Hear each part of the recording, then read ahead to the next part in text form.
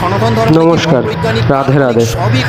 যাদের সনাতন ধর্ম নিয়ে মনে একটু সংশয় আছে তারা এই ভিডিওটা সম্পূর্ণরূপে দেখার অনুরোধ রইল এবং আমার এই চ্যানেলটিকে সাবস্ক্রাইব করে বেল আইকনটি প্রেস করার অনুরোধ রইল এরকম ভিডিও পেতে।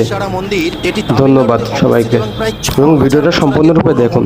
সেখানকার আর্কিটেকচার গুলো দেখুন, যেখানে স্পাম কিরকম দেখতে হয়, যেটা আজকের বিজ্ঞান মাত্র 400 বছর আগে মাইক্রোস্কোপ আবিষ্কার করে দেখতে পেয়েছিল যে স্পাম কিরকম দেখতে হয়।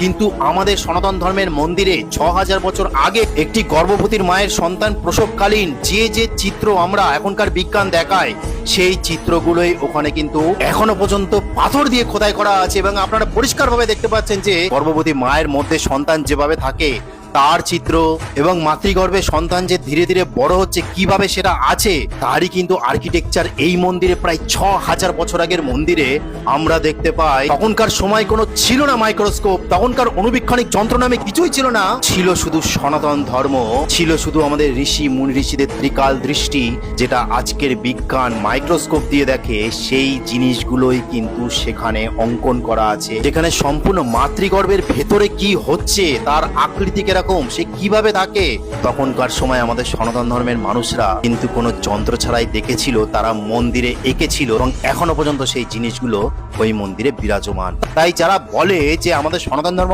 অবৈজ্ঞানিক কাল্পনিক, পারলে একবার ভাড়া মুক্তেশ্বরা মন্দির দিয়ে ঘুরে আসুন, আপনাদের ধারণাই বদলে যাবে সনাতন ধর্ম সম্পর্কে। তাহলে এবার আপনারা বলুন, আমি কেন গর্ব করব না আমাদের সনাতন ধর্মকে নিয়ে? কেন আমি বলবো না যে আমাদের সনাতন ধর্ম সবচেয়ে প্রাচীন, সবচেয়ে সাইন্টিফিক, সবচেয়ে বৈজ্ঞানিক? তারও নিদর্শন আজকে আমরা পাচ্ছি। আপনারাই চিন্তা করুন। ওটা আজকে বলার ছিল। জয় সনাতন ধর্মে জয়। হর হর মহাদেব, হরে কৃষ্ণ।